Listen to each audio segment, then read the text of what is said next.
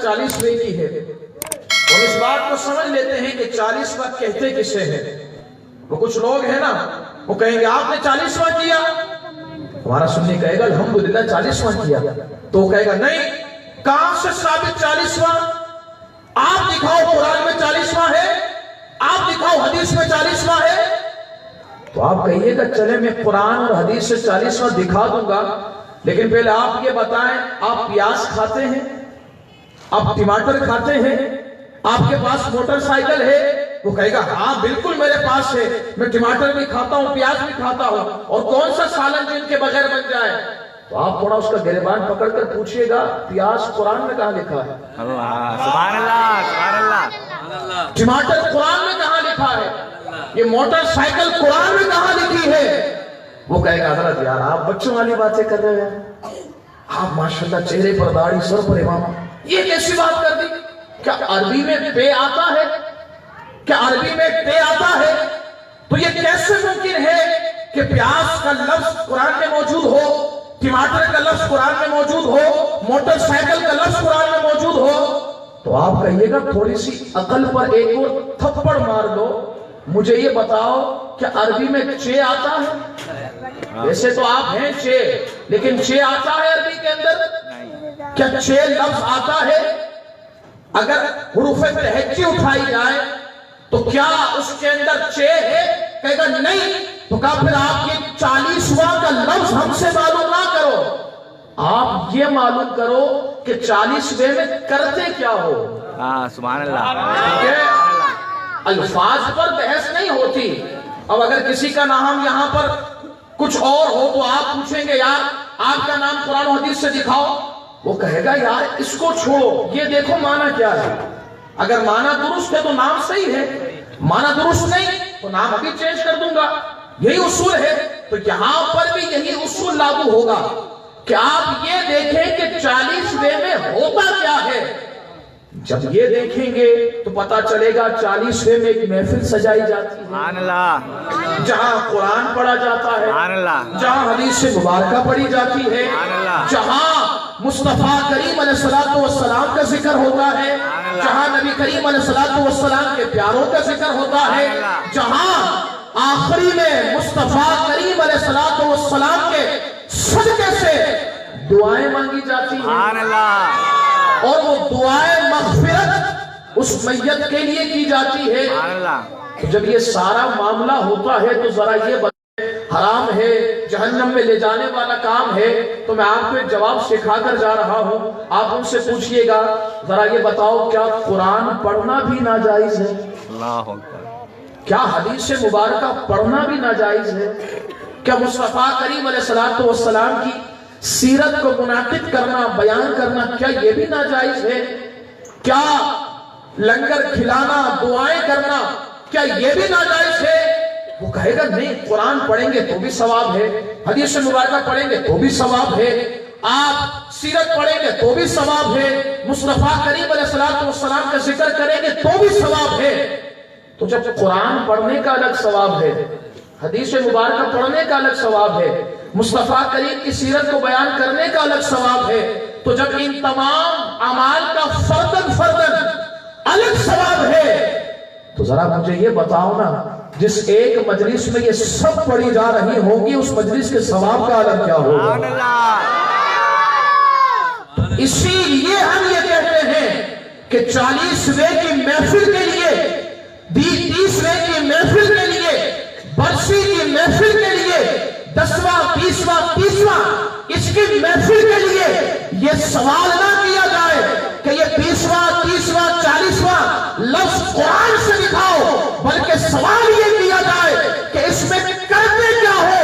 जब पता चल जाए कि इसमें काम वो होता है जिससे सवाब मिलता है, तो फिर कोई अकल का अंधा ही होगा जो कहेगा ये अमल करना नाजायज है।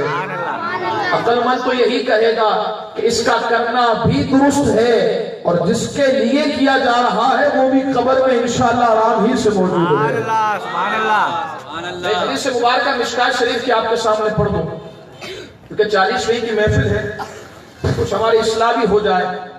हम यहाँ पर आए हैं तो कुछ लेकर के चले जाएं। बिल्कुल बिल्कुल बेशक। मिशकात शरीफ की हदीस मुबारका है, نبی کریم علیہ السلام نے ارشاد فرمایا، اور یاد رکھیے گا وقت ہم پر بھی آنا ہے، بے شک ہم کسی کی 40ویں میں ہیں، ممکن ہے 40 دن کے بعد ہمارا بھی 40واں ہو، ممکن ہے، ہمیں نہیں پتا زندگی کا وقت کتنا ہے اور زندگی میں آگے ہم نے کرنا کیا ہے، اس بات کو تھوڑا سا محسوس کیجئے۔ نبی کریم علیہ السلام نے فرمایا، مل میت فی القبر کالمتخفس، سنیے گا جملہ نبی کریم علیہ السلام کا، جسم سے جب روح بندے کی نکل جاتی ہے نا، تو جب روح نکل جائے تو انسان بالکل بے بس ہو جاتا ہے، اسے غسل بھی کوئی اور دیتا ہے، اس کا لباس بھی کوئی اور اتارتا ہے، اسے وہ بڑی بڑی گاڑیوں میں بیٹھنے والے، آرام سے گدے میں سونے والے، وہ عالیشان قسم کا لباس پہننے والے، ہم نے تو یہ بھی دیکھا ہے کہ باپ کے جسم سے اترا ہوا لباس بیٹا دوبارہ نہیں پہنتا ہے، حالانکہ لباس بالکل درست ہوتا ہے، باپ کے جسم سے ٹی شرٹ بنیان جو بیٹے کے آ جاتی ہے بیٹا وہ نہیں پہنتا ہے۔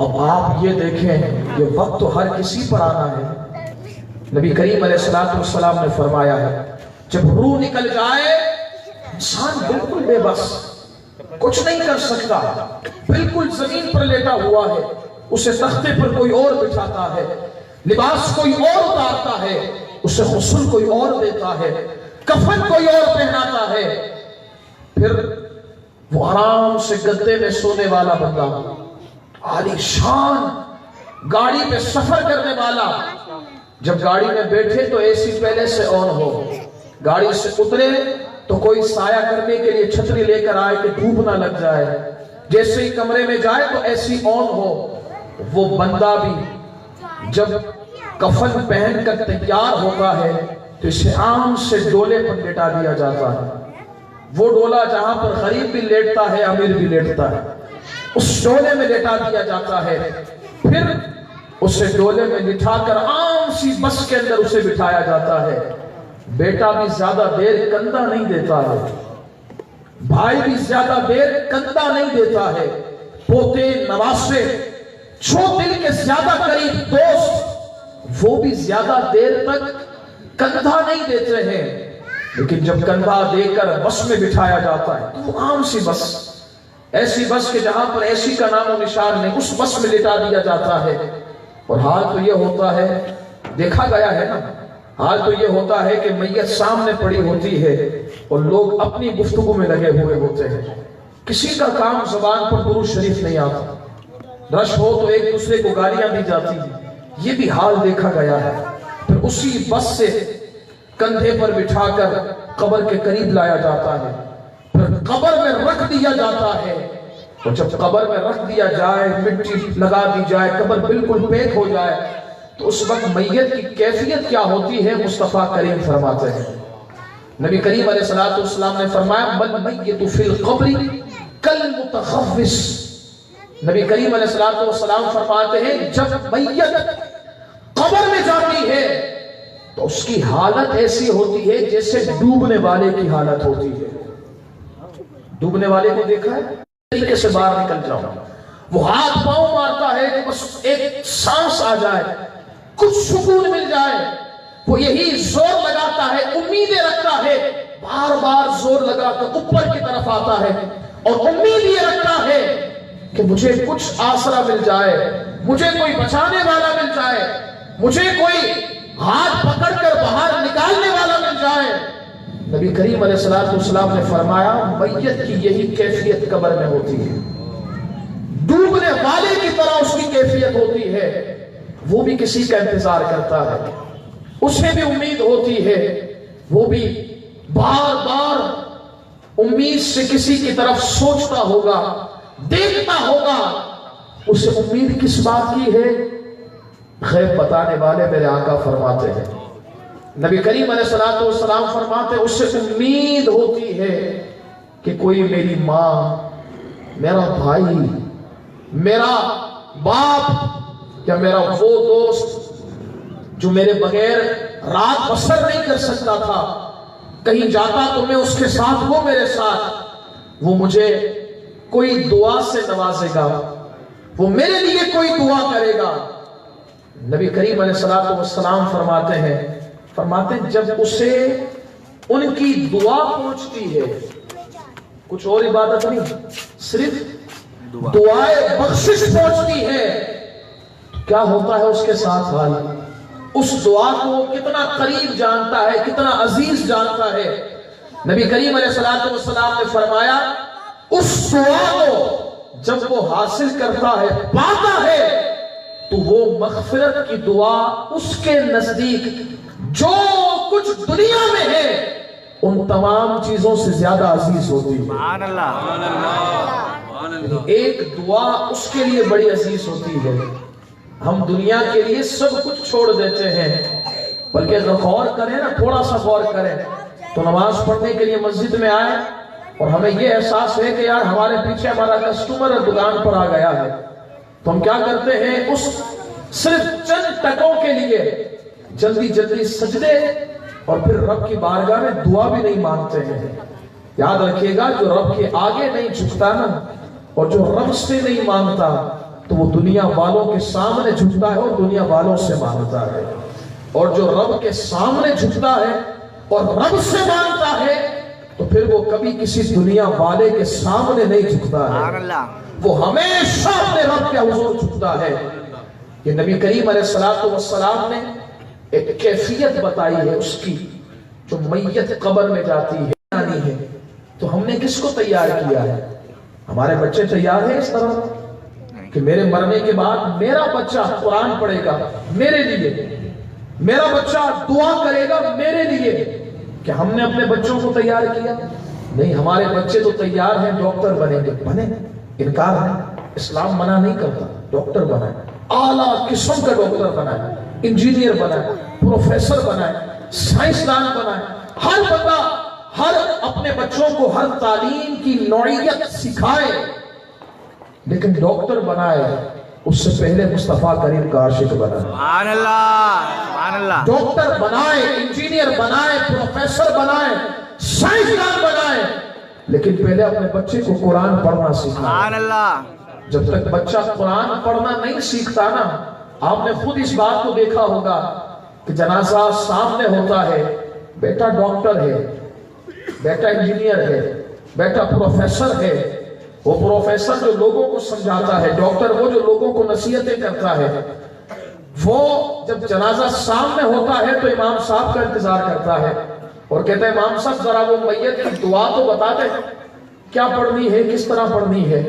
تو یہ پروفیسر ڈاکٹروں کا حال ہے۔ پھر ہم کیا تیاری کر رہے ہیں اپنی خبر کی؟ آج اس محفل سے نیت کر لیں، انشاءاللہ اس محفل سے نیت کر لیں، انشاءاللہ ہم اپنے بچوں کو ڈاکٹر ضرور بنائیں گے، لیکن پہلے مصطفیٰ کریم کا عاشق بنائیں گے۔ سبحان اللہ۔ ہم اپنے بچوں کو انجینئر، پروفیسر، سائنسدان، ڈاکٹر سب کچھ بنائیں گے، لیکن پہلے اپنے بچوں کو قرآن پاک پڑھنا سکھائیں گے۔ سبحان اللہ۔ لیکن بچہ قرآن پاک پڑھنا کب سیکھے گا؟ جب باپ بھی تو قرآن پڑھے گا۔ اب باپ گھر پر بیٹھ کر فلمیں دیکھتا ہو تو امید ہے کہ بچہ بھی قرآن پاک پڑھے گا، بلکہ تو وہ بیٹھ کر خود فلم دیکھے گا۔ اگر باپ اخبار پڑھتا ہو تو کیا بیٹا ہے کہ وہ صبح اٹھ کر قرآن پڑھے گا؟ وہ بھی اخبار پڑھے گا۔ تو اب خود کوشش کریں، اپنے گھر میں قرآن کی تلاوت خود کریں گے تو انشاءاللہ گھر میں برکت بھی ہوگی اور ہمارے بچے بھی قرآن پاک پڑھنے کا شوق پیدا ہوگا۔ سبحان اللہ۔ حضرات محترم، یہ ہے ایصال ثواب کی حقیقت جو میں نے آپ کے سامنے بیان کر دی، کہ جو انتقال کر جائے وہ اپنے ورثاء کو جو چھوڑ کر گیا ہے، وہ ورثاء جو اللہ کے حضور عبادت کرتے ہیں، اس عبادت سے فائدہ کسے ہوتا ہے؟ جو انتقال کر چکا ہے۔ یہ تو تھا ایصال ثواب کا ایک ٹاپک جو میں نے ہاتھوں ہاتھ اسے کلیئر کر دیا۔